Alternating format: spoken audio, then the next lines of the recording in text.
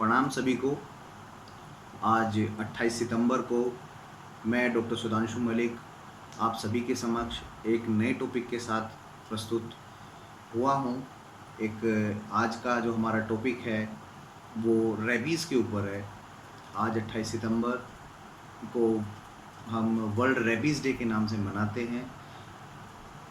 The father of rabies was Louis Pasteur और उन्हीं की डेथ एनिवर्सरी के कारण आज के दिन ही उनकी डेथ एनिवर्सरी है और इसी कारण हम इसे वर्ल्ड रेबीज़ डे के नाम से हम इसे मनाते हैं। तो दोस्तों, हम अक्सर देखते हैं हमारे आसपास बहुत से इंसिडेंट्स ऐसे होते रहते हैं। हमारे घरों में पालतू कुत्ते हैं और बहुत सी ऐसे जानवर हैं जो रेबीज़ के कैरियर होते हैं और वो हमारे समक्ष आसपास घूमते रहते हैं। तो उनसे रेबीज़ क्या है, रेबीज़ के सोर्सेज क्या हैं, क्या करना चाहिए अगर रेबीज़ कोई कुत्ता काट लेता है या कोई रेबीज़ से कोई इन्फेक्टेड हो जाता है, तो आज हम इस टॉपिक पे थोड़ा सा डिस्कस करने वाले हैं। आज हम 14th रेबीज़ डे मना रहे हैं 2020 में, और चूँकि मैं आयुर्वेद से हूँ तो पहला पोर्शन मैं आयुर्वेद का ही रखना चाहूँगा आप सभी के समक्ष। आयुर्वेद में इसे अलर्कविष के अंदर संज्ञा दी गई है। और जी, अलर्कविष कौन कौन से हो सकते हैं? क्या केवल कुत्ता ही? आज तक हम जानते हैं कि केवल कुत्ते के काटने से रेबीज़ होता है। जी, आप बिल्कुल सही हैं। 99% चांसेस जो होते हैं, 98% चांसेस जो होते हैं वो डॉग बाइट ही है। तो कॉमनेस्ट जो थिंग है जिसके कारण इंसिडेंस है जिसके कारण रेबीज़ होता है वो डॉग बाइट ही है। परंतु इसी के साथ साथ कुत्ते के साथ साथ लोमड़ी, गीदड़, रीछ, सियार, ये सब भी हैं जो रेबीज़ का कैरियर हैं। साथ ही साथ मित्रों, एक ऐसा टॉपिक में एक ऐसी चीज़ मैं बताऊंगा आपको कि जो चमगादड़ होती हैं वो भी रेबीज़ का कैरियर होती हैं। सबसे पहले रेबीज़ चमगादड़ों के कारण ही भारत में या पूरे विश्व में आया था। अगर हम उन पशुओं को कैसे पहचानें, उस जो पशु इन्फेक्टेड है रेबीज़ से, तो उसे हम कैसे पहचानेंगे? तो उनके 3 लक्षण जो आचार्य शुश्रुत ने बहुत पहले हमें बताए हैं। वो सबसे पहला लक्षण है सिरोअभिताप।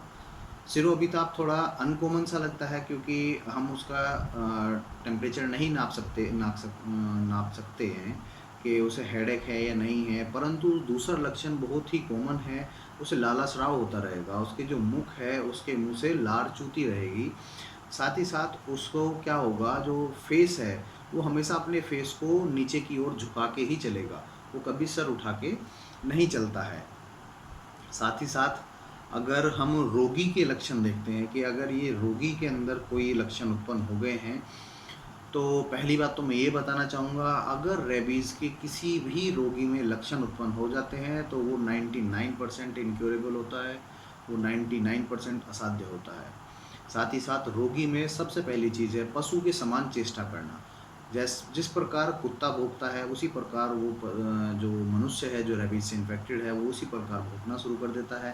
साथ ही साथ उसकी अपनी क्रियाएं सभी नष्ट हो जाती हैं। वो अपना ना सोच समझ सकता है, ना ही कुछ इस तरीके की उसकी सिचुएशंस होती हैं। नेक्स्ट थिंग अगर हम करेंगे तो उसको क्या देखेंगे कि अगर उसे हम पानी पीने के लिए देते हैं तो वो उससे डरता है। That is the hydrophobia. जल संत्रास के नाम से इसे जाना जाता है। और पशु के रूप को वो उस पानी में, उसकी छाया को उस पानी के अंदर देखता है। नेक्स्ट थिंग इज जल संत्रास। जल संत्रास क्या है? आधुनिक भाषा में इसे हाइड्रोफोबिया के नाम से जाना जाता है। जल को देखकर भय की उत्पत्ति होना जल संत्रास कहलाता है और ये रेबीज़ का मोस्ट कॉमनेस्ट सिम्टम है। अगर ये लक्षण एक बार जनरेट हो गया है उस व्यक्ति के अंदर तो वो नियरली फैटल ही है, उसकी मृत्यु होना निश्चित हो जाती है। आइए जानते हैं चिकित्सा के बारे में। आयुर्वेद क्या बोलता है चिकित्सा में? सबसे पहले जो दंश स्थान है जहाँ पे उस कुत्ते ने या लोमड़ी ने या सियार ने काटा है उसका रक्त विश्रावण कर देना चाहिए, वहाँ से रक्त को निकाल देना चाहिए। साथ ही साथ उस दंश स्थान पर घृत द्वारा, घृत मतलब घी, और दग्ध करना है तो जला देना है। तो गोघृत द्वारा मैं दग्ध करने की आपसे बात कहूँगा क्योंकि गोघृत को ही सबसे उत्तम घृत बताया जाता है। साथ ही साथ अगध लेप वहाँ पे लगा देने चाहिए। अगध का मतलब होता है एंटीडोट। तो बहुत सारे एंटीडोट्स के जो लेप आचार्यों ने बताए हैं तो उन लेपों का वहाँ पे कर देना चाहिए। नक्षत हो जाने पर, यदि उन्होंने केवल नाखून ही लगाए हैं, नाखून ही मारे हैं, तो उष्ण तेल द्वारा सिंचन कर देना चाहिए, थोड़ा सा उष्ण तेल द्वारा वहाँ पे सफाई कर देनी चाहिए। नेक्स्ट थिंग इज़, अगर मैं करता हूँ आधुनिक भाषा के अनुसार रेबीज़ क्या है, तो आइए जानते हैं रेबीज़ क्या है। Rabies is a zoonotic disease transmitted to human from animals. Animals से ह्यूमन को ट्रांसमिटेड करने के कारण इसे जोनोटिक डिसीज़ कहा गया है। कोज्ड बाय ए वायरस, ये एक वायरस के द्वारा होती है। Rabies is a acute disease, ये एक एक्यूट डिसीज़ है ऑफ सेंट्रल नर्वस सिस्टम। हमारे बॉडी का जो दिमाग होता है, दिमाग का जो सेंट्रल नर्वस सिस्टम है, ये उसी को अफेक्टेड करता है।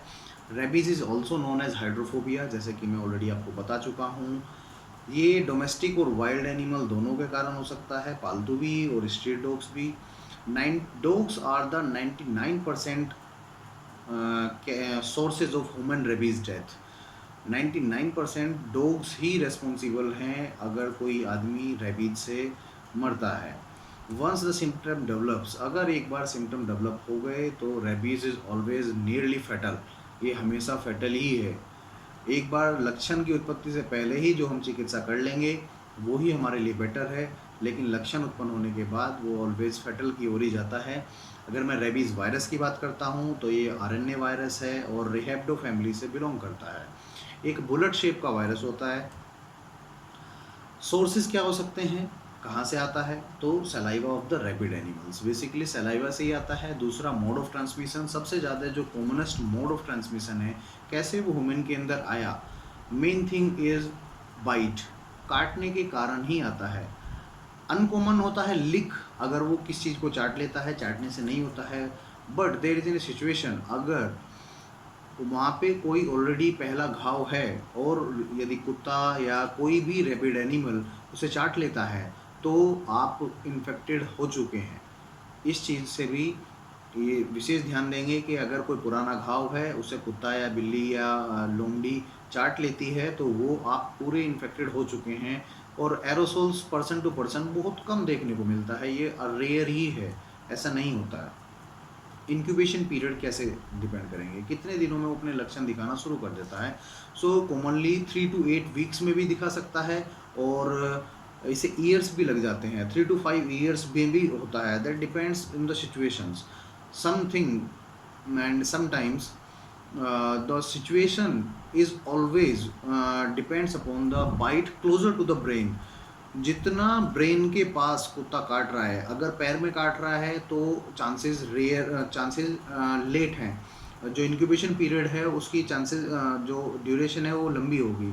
अगर वो हाथ पे काट रहा है तो उसकी जो ड्यूरेशन है वो पैर से कम होगी, और अगर वो गले पे या सिर में काटता है तो उसकी जो इंक्यूबेशन पीरियड है वो और भी ज़्यादा कम हो जाएगी। So the closer to the brain, जितना ब्रेन के पास होगा उतना ही शॉर्टर इंक्यूबेशन पीरियड इसका होता है, क्योंकि रेबीज़ जो वायरस है ये 1 सेंटीमीटर पर डे ऊर्ध्व गति करता है, ऊपर की ओर गति करता है। नेक्स्ट थिंग इज़, अगर मैं इसकी पैथोजेनेसिस की बात करता हूँ, किस प्रकार से ये आता है, किस प्रकार से ये हमारे शरीर में को इन्फेक्टेड करता है। सबसे पहले जो वायरस होता है वो एंटर होता है बाइट साइड से, जहाँ पे भी कहीं पे काटा वहाँ पे जो बाइट हुई वहाँ से वायरस एंटर हो गया, वो पेरिफेरल नर्वस सिस्टम में आया। दूसरी चीज़ जो अगर मैं बताता हूँ तो वो मसल्स में जाएगा, मसल्स में जाकर रेप्लिकेट होगा, अपनी पूरी पर्जा बनाएगा। फिर क्या करेगा, वहाँ से पेरिफेरल नर्वस सिस्टम से सीएनएस की ओर, क्योंकि ये हमेशा ऊपर की ओर मूव करेगा तो सीएनएस की ओर मूव करेगा। फिर मायर वायरस कहाँ पहुँचेगा, सीएनएस कहाँ पे है, हमारा स्पाइनल कोड में है, तो स्पाइनल कोड जो रीढ़ की हड्डी है उसमें पहुँचेगा। उसमें पहुँचने के बाद rabies reach to the brain, brain में पहुँचेगा और क्या कोज करेगा, एनसेफेलाइटिस।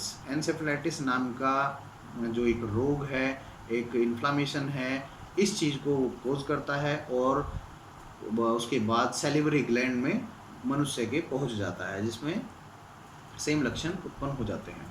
साइन एंड सिम्टम्स की अगर मैं बात करता हूँ तो ये 2 भागों में डिवाइड किए गए हैं, एक लोकल और एक सिस्टमिक। तो लोकल साइन क्या हो सकते हैं, सबसे पहली बात है वुंड, कोई भी घाव हो सकता है, दैट में बी एब्रेशन, लेसरेटेड और पंचर्ड। वहाँ पे एब्रेशन मतलब कि अगर बात की जाए तो वहाँ पर रगस लगी भी हो सकती है। अगर हम बात करते हैं लेसरेटेड की, तो वहाँ पे जब कुत्ता ज़्यादा बड़ी कोई बाइट ले लेता है तो उसे फाड़ लेता है, और पंचर्ड वाउंड भी इसी प्रकार से होता है। और पैरानेस्थीसिया अराउंड द बाइट, वहाँ पे सुन्नता का थोड़ा महसूस होना देखा जाता है। अगर हम सिस्टमिक लक्षणों की बात करते हैं कि हाँ, ब्रेन में पहुँचने के बाद या कुछ किसी एक सिस्टम को अगर वो इन्फेक्टेड कर रहा है रेबीज़, तो सबसे पहले एंसेफेलाइटिस को वो कोज करने की कोशिश करता है, और सीएनएस में नेक्रोसिस होने के चांसेस बने रहते हैं, जो ब्रेन की जो सेल्स हैं उनकी डेथ होने को बना रहता है। सम नॉन स्पेसिफिक सिम्टम, कुछ जो नॉन स्पेसिफिक सिम्टम है उसमें मोस्ट कॉमन है फीवर, बच्चे को या बड़ों में भी फीवर आ सकता है। दूसरी बात है मेलेज या हेडेक, सिर में दर्द हो सकता है, उसके शरीर की जो गिरावटें, शरीर गिरा गिरा से महसूस होगा। नेक्स्ट थिंग इज़ एनोरेक्सिया, उसे भूख की कमी हो जाएगी, उसे नोजिया और वोमिटिंग, उसका जी मिचलाएगा और उसे उल्टी आ सकती हैं। गले में एक अलग प्रकार की सिचुएशन, सोर थ्रोट जिसे बोल सकते हैं, और नॉन प्रोडक्टिव कफ, उसे खांसी भी हो सकती है। अगर मैं हाइड्रोफोबिया की बात करता हूँ, तो हाइड्रोफोबिया में एक ही लक्षण है, वो जल को देख के बेसिकली डरता है, और उसके जो लैरिंग्स और फेरिंग्स हैं, उसमें भी एक जो सेम आवाज़ आती है, जैसे कुत्ते भौंकने की आवाज़ आती है, वो उस प्रकार की आवाज़ों को निकालने की कोशिश करता है। और जी, अगर इसे कोमा आता है, तो कोमा में कार्डियक अरेस्ट के कारण वो जो मनुष्य है जो रेबीज से इन्फेक्टेड है वो मर सकता है। मैनेजमेंट ऑफ रेबीज़, आधुनिक भाषा के अनुसार इसका क्या मैनेजमेंट होना चाहिए? सबसे पहली चीज़ है लोकली हम क्या करना चाहिए। लोकली हमें जहाँ पे भी कुत्ते ने काटा है या किसी भी रेबिड एनिमल ने काटा है, उसे 15 मिनट तक रनिंग वाटर में, हमें 15 मिनट तक साबुन के साथ अच्छे से मल के, अच्छे से रगड़ के उसे धुलना चाहिए। In case of punctured wound, उसमें अगर कोई घाव ज़्यादा बड़ा है तो उसमें हमें एक तुरंत निजी चिकित्सक की सलाह लेनी चाहिए। साथ ही साथ अल्कोहल, पोविडोनाइडिन जिसे बीटाडीन के नाम से जाना जाता है, स्प्रिट, एंटीसेप्टिक्स का प्रयोग करना चाहिए। तुरंत पट्टी नहीं बांधनी है। मेन चीज़ है, जो गांव देहात में क्या होता है कि डॉक्टर्स तुरंत पट्टी लपेट देते हैं, वो नहीं करना है। Next thing is anti tetanus injection, ATS injection तुरंत लगवाना है। साथ ही साथ एंटी रेबीज़ इंजेक्शन का भी, एंटी रेबीज़ सीरम, उनका डॉक्टर के साथ सलाह लेके उन्हें लगवाना है। इंजेक्शंस 24 घंटे से 48 घंटे के बीच में लग जाना चाहिए।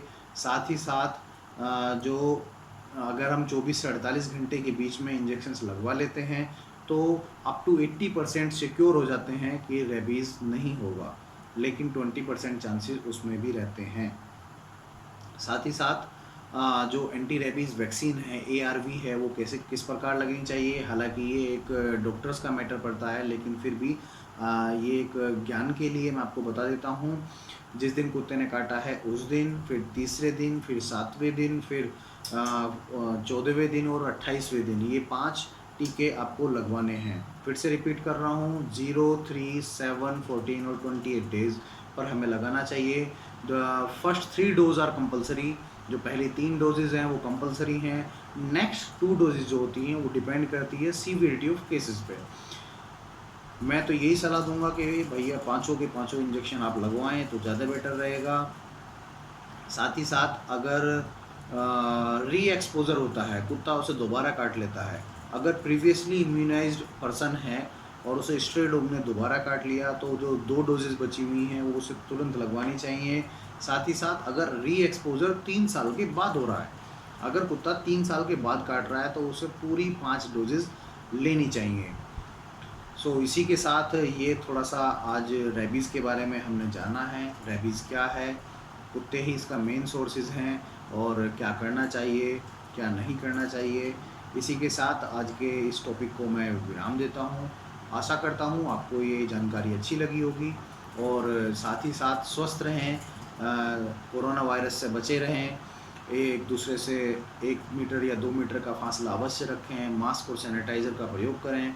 यदि आपके पास कोई इन्फेक्टेड पर्सन है कोरोना वायरस से, तो सरकार को उसकी रिपोर्ट करें और मदद करें गवर्नमेंट को उससे लड़ने के लिए।